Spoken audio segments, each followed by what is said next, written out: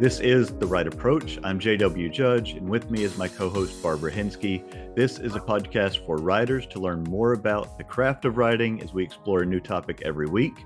Our guest today is Valerie Francis. She is an author, literary editor, and podcaster. Her podcast that she's currently doing is Story Nerd, which I've been listening to since episode 1. It is really for any writer who wants to learn more about storytelling. Valerie, I first became acquainted with who you are when you were podcasting as a part of the Story Grid Editor Roundtable and have been listening to your ideas ever since.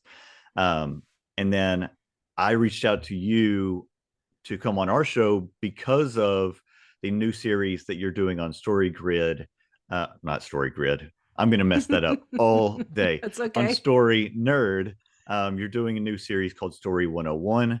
So if you will tell us about Story 101 and what you aim to accomplish that, I think that'll be a good launching point for us into this conversation about story theory. Sure.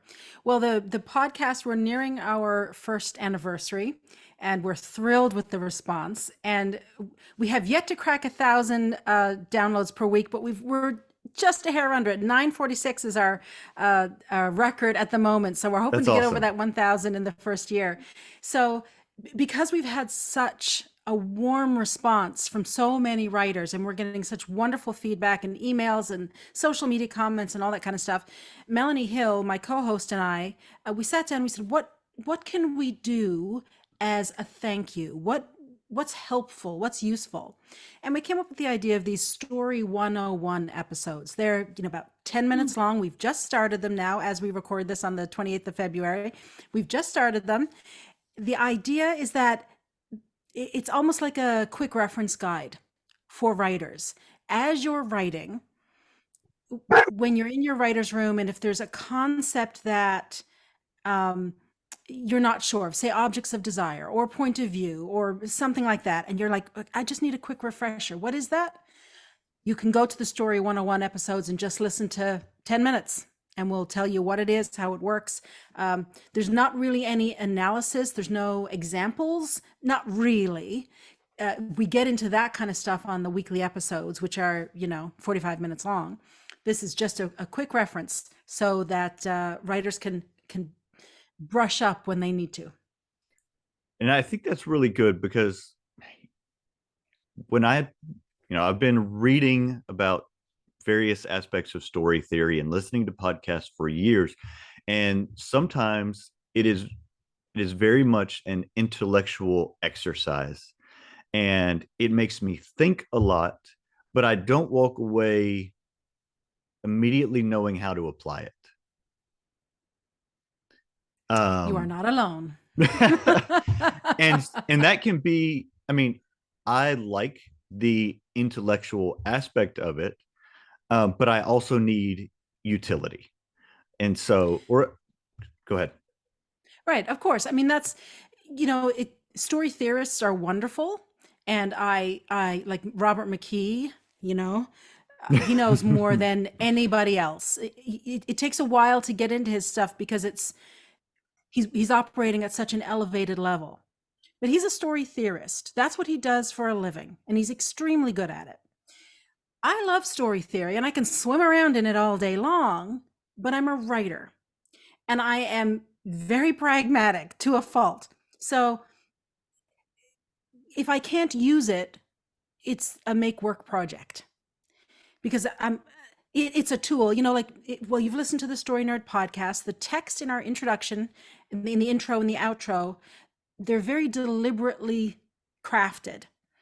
We say at the end, story theory is a tool to help you write more, not less. So take it one step at a time and have fun, because it's a tool. That's all it is. When I started my my Story Grid editor certification study back in 2017, Sean Coyne started the first morning on the first day, and the very first thing he said to us was, story theory will mess with your head if you let it. And that is probably the best advice that he gave us and that I can give any other writer. It's great. It is a tool, but it can also be resistance, and it can also make you feel completely incompetent. It can make you just want to take all of your theory books and just chuck it out the window and say, to hell with it all. I don't need any of this. I just want to write. That's all I want to do is I want to write.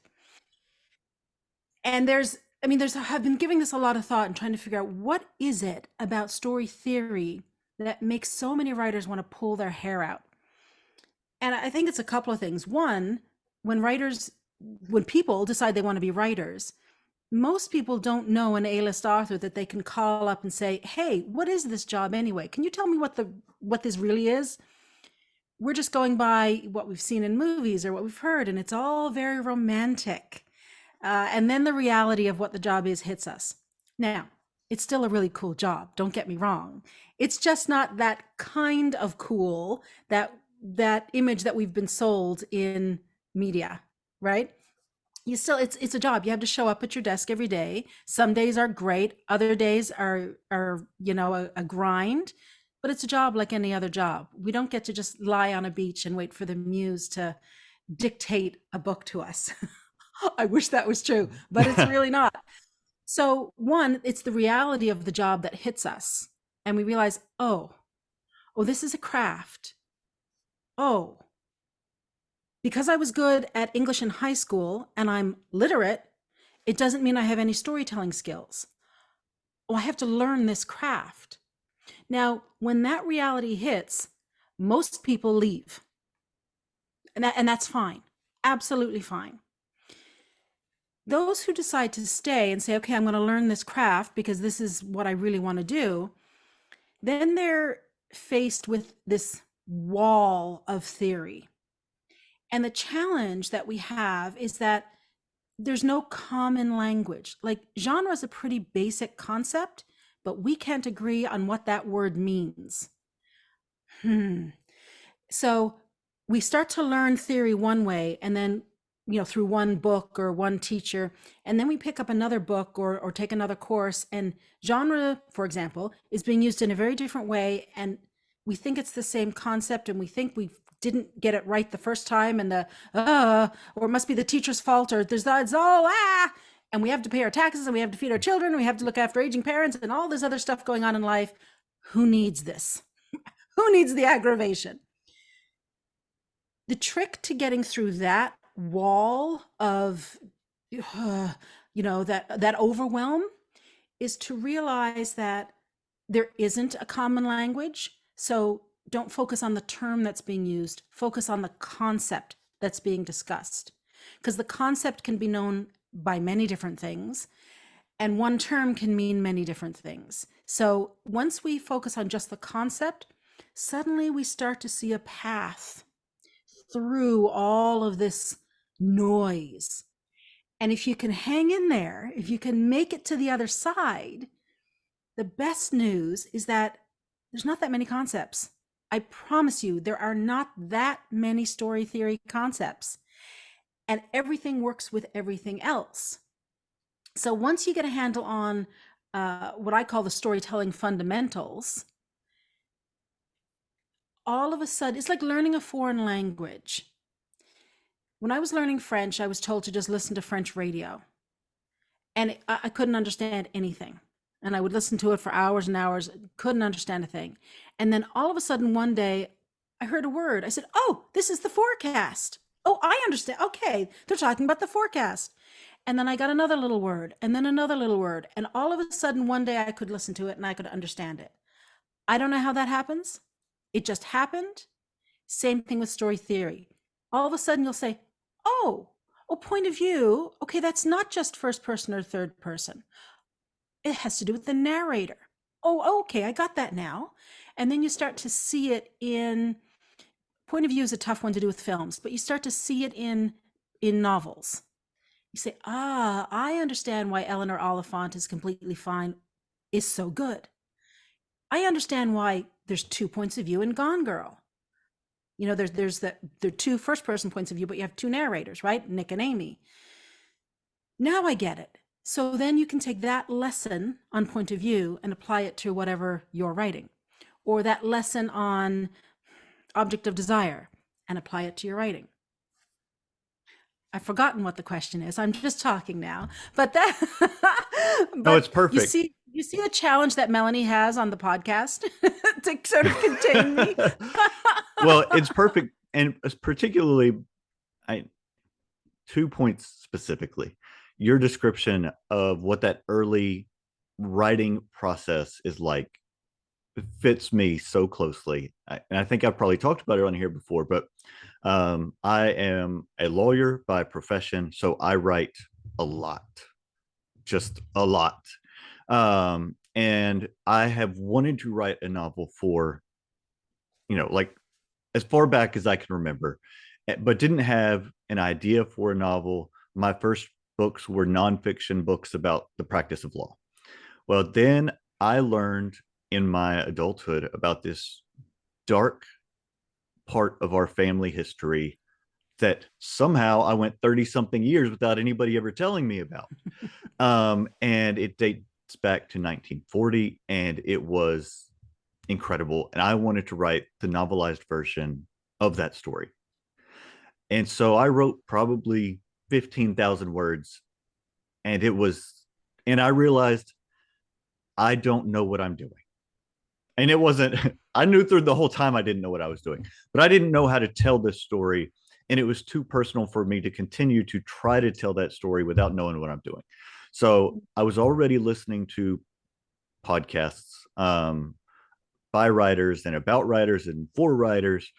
And I set that idea for that story down. And I had another story that I wanted to tell. And I started writing it and came to the same conclusion. Like, I just don't know what I'm doing.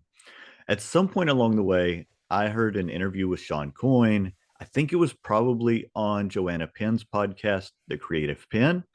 And then I picked up Story Grid, and it had a spreadsheet, and I knew this was the right place for me, because spreadsheets are a part of who I am. So I created my own scaled down version of it eventually, and have tinkered with it for years now. Um, but that learning process, and I remember experiencing the same thing in advanced math classes in high school, where your brain was just running up against these walls, and you're like, I don't get it. And you wouldn't get it for weeks, sometimes months, and then all of a sudden it's like Tetris, and the blocks fall into place, and you're like, oh, okay.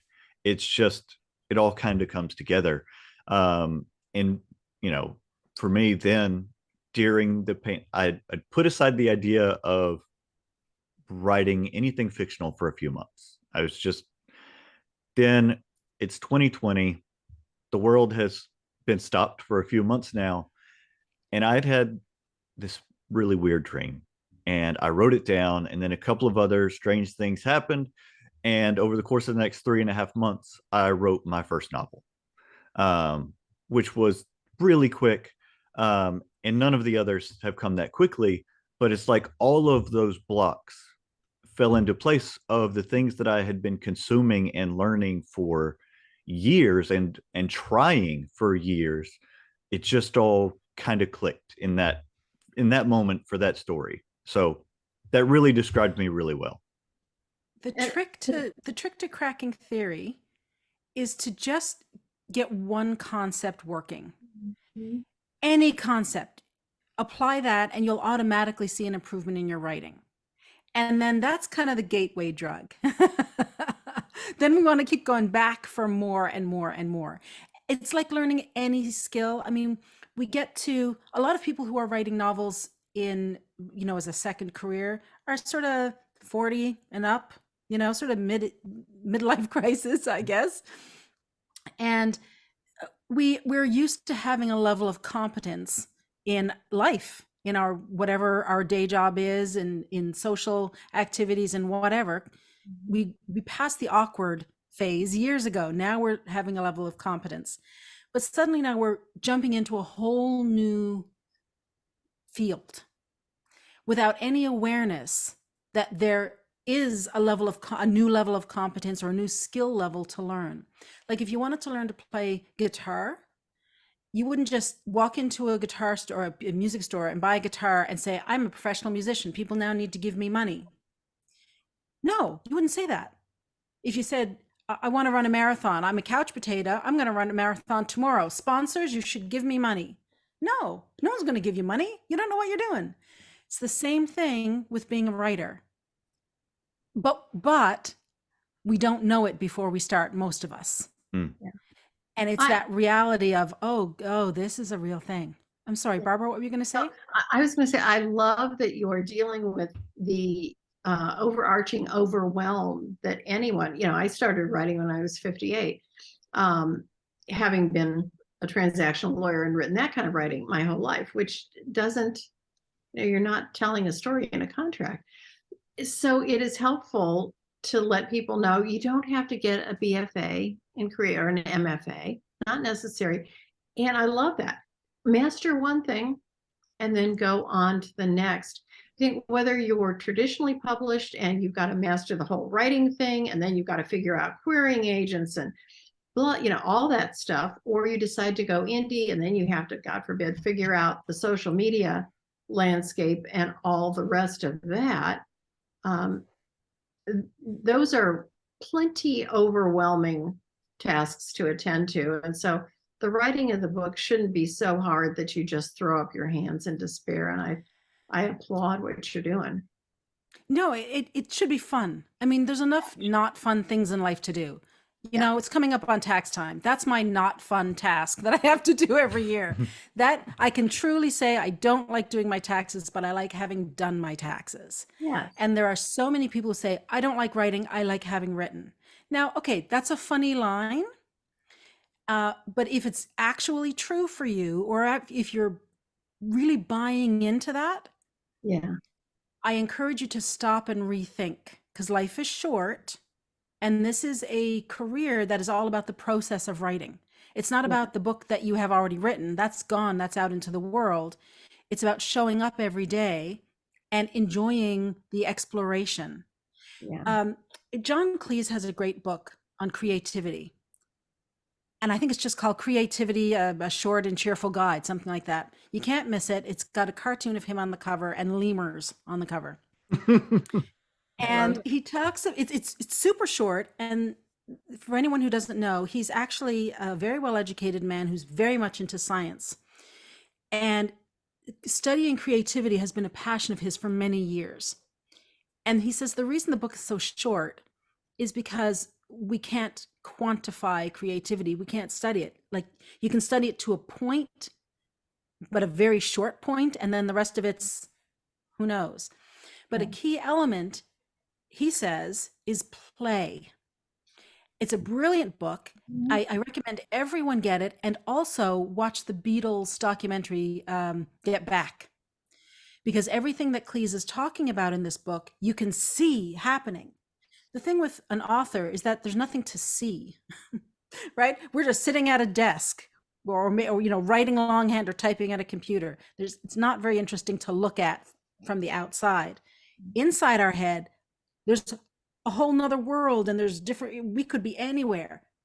But, to our spouses and the people who live with us, it's not very interesting.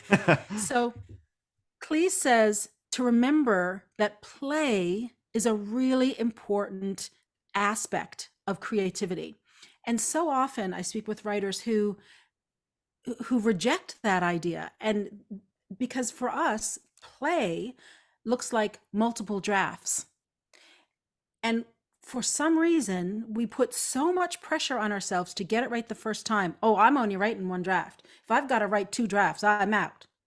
And that's fine if that's truly how you believe, what you believe, that's no problem. But if you've got a burning desire to be a professional writer, understand that whatever you put down on the page right now, you're just playing. You're just working with this scene. You're having fun. You're seeing what's going to happen. Maybe the scene will never make it into your book. Or maybe this version of the scene won't make it into your book. And that's okay. In the Beatles documentary, you can see them, they're just goofing, like 99% of the time they're goofing around. And all of a sudden there's this song that we all recognize starts to materialize. It's a lot of fun. It's a lot of fun. The same thing that was happening to them is happening to us, But first we got to show up and we got to play and we got to goof around and we got to hang out with these characters and we got to write scenes that may or may not work. We've got to write multiple drafts. That is what it is to be a writer. And it's a lot of fun. Like I said, it's still a really cool job. It's just a different kind of cool than we thought it was. And, I just had a similar conversation with a friend of mine who is an intellectual property lawyer, and she's written a couple of children's books and had an idea of what she thought the third one should be, but that's not the one she wanted to write. And I was like, look, your life and your work have enough hard things in them that you don't want to do. Write the book that you want to write. Write the one that brings you joy to write that book. And I think that even just giving somebody the permission, like, I'm not the person to give that permission, but sometimes somebody just needs to hear it's okay. You don't have to write the story that you think you should write. Yes. Write the story that you want to write. And that's all right. Well, you can give yourself that permission. Like you can give that permission to yourself. This is the other side of the coin. As soon as we decide we want to publish, now we're making the decision to enter the marketplace and be a business. And so then now the left brain has got to kick in. When we're doing the writing, that's all right brain stuff, and we can express our soul and we can do whatever we want. As soon as we say we want to publish it, now it's a business. Now we got to get serious, because you're expecting, if you want to indie publish, and in my opinion, both traditional and indie, they're both totally valid, and hybrid is totally valid, but it's all a business. So if you indie publish, then you're expecting someone to spend money that they worked hard to earn for your book. They don't care about you. They're not bad people. They're buying a book because they want a story. They're not buying the book because you have a dream to be an author. That's a really tough pill to swallow. They're not even going to remember your name, right? They might not even remember the title of the book. They'll remember it had a green cover or something like that, right? If you want to go traditional, then you're asking an agent to put her career on the line for your book, because she doesn't get paid until she can sell the book. And her job is not to teach us how to write our books. It's our job to teach us how to write the books. It's the agent's job and her specialty to sell the thing. So your agent is your business partner. The acquisitions editor at the publishing house, they're a business partner. They're not your employers. And so this requires a whole different mindset, and one that most people don't even think of when they first decide, like especially now in the pandemic, and they were in a job that paid the bills, but when they were little boys and girls, they never said, when I grow up I want to be a public servant, or when I grow up I want to be a fill in the blank. I always wanted to be a writer. And so we get into this because we have a passion for it, which is great. But somewhere along the line, we've got to understand that we're crossing over into commerce. And think about it. Would you hire someone to do a job for you if they weren't competent in their field? Would you hire a plumber to come install your new hot water tank if they didn't know how to do it? Would you hire a lawyer who had never gone to law school and just decided one day, I'm going to hang out a shingle and say I'm a lawyer? No, no, you're not. So why would you hire a writer, an author of fiction? And when you hire any one of us, you do that by buying our book. Why would you hire us to entertain you for a few weeks or a month if we don't know what we're doing? And that's a really different mindset, because it's all about the other person and what they need from what we're producing, as opposed to thinking about us and our life goals and our dream and us. Because once the book goes out into the world, it's not us anymore. We have to let it go and let it, like Dolly Parton says, her songs have to go out there and earn for her. They, they're like her children. They got to look after her in her old age, she says. she's doing Yeah. just fine. But Yeah. it's the same thing. Our books are doing that. They will go out and we do our best with them. We send them out into the world like we send our children out into the world and hope that they find people who love them and appreciate them. Maybe they will, maybe they won't. Right. And so this is where the importance of story theory converges with the professional writer. Yeah. Story theory teaches us what reader expectations are and how to meet them, because the readers, they aren't going to tell you what their expectations are and frequently don't know. They just know when they've been met and when they haven't. And educating ourselves about storytelling and the ideas behind storytelling and the theories behind it give us that opportunity and that education we need to be able to meet that burden of the reader expectation. Yeah, it's not the reader's job to know. It's our job. Yeah, they're It's their consumers. Yeah, we're selling a product, like it or not. And if right. you just want to unburden yourself with your story and don't care if it's a commercially viable length of book or whatever it is, that's fine. But don't think you're going to zoom up the Amazon ranks. You simply will not. Right. I mean, there's nearly 50 million titles on Amazon right now. So that just gives you an idea of the pond that you're jumping into. I mean, I don't know how my iPhone works. I don't care how it works. I just want it to work. Yeah. Right? Yeah. Yeah. So if somebody just wants to, if they want to write or are writing but haven't gotten into story theory before, what's a good place to start? With their own book. The best thing to do is study with a purpose. And this is where we have to get honest with ourselves. When I wrote my first book, I mean, I didn't even have the language of works, doesn't work. I didn't know anything. I was so far out in left field. It's sort of funny to me now. All I knew is that I wanted to write. And as I was writing, there were scenes that made my spidey senses tingle. I didn't know why. I would write them and rewrite them and I would make them different, but they weren't right. And they're, and now I look back and I'm like, now I can look at that scene and go, this is why that scene wasn't working, or this is why this is weird. It felt weird to me at the time.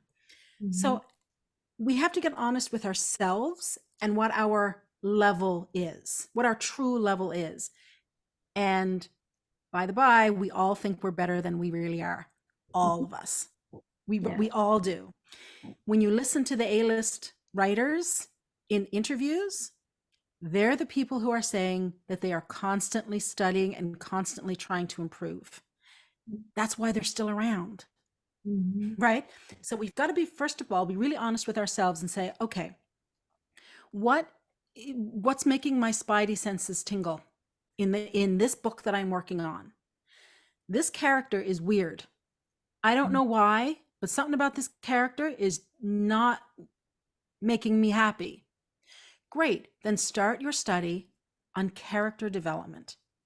Maybe, like, there's a novel that I read, and I was talking to Melanie Hill about it, and she had read the same one. I've tried reading it twice. Big name author. I've tried reading it twice. I stopped at the same point in both books. She stopped at that same point too. Now she finished it in audio.